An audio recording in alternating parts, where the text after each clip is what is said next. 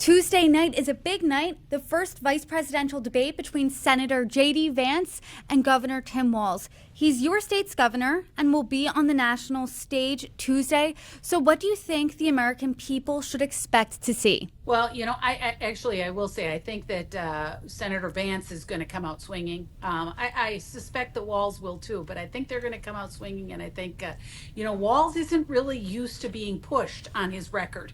The Minnesota media generally is very favorable towards Democrats, and so he's not used to being pushed.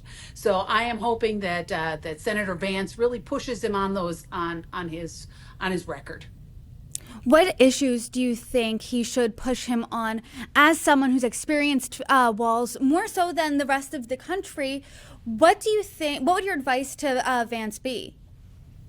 Well, I think it's important that the country gets to know what Walz is all about. And I think, we can talk about that $17 billion deficit that he spent, plus added $10 billion more to taxes, that he has, that there's all kinds of fraud and things going on. The taxpayers were defrauded about $250 million under his watch, which he's already been called to the subpoena by the House Education Committee to talk about that lack of oversight.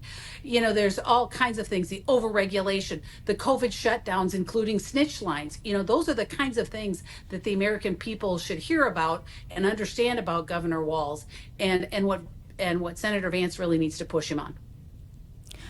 Your colleague, Congressman Tom Emmer, has been standing in for Walz in Senator Vance's debate prep. Have you talked to Congressman Emmer at all about that? Do you know anything about the debate prep you would like to tell us? I talked to him beforehand, and I think he was excited to get to work, and I'm sure he did a great job because it makes sense. They serve together in the House. They're both from the same state, and I think that Tom probably had a very special understanding of what would get to Walz and how JD should prepare. So I think it was a great choice. What do you think would get to Walz? He really, in his 2022 gubernatorial debate, his opponent really pushed him on his positions, pushed him on the COVID shutdown.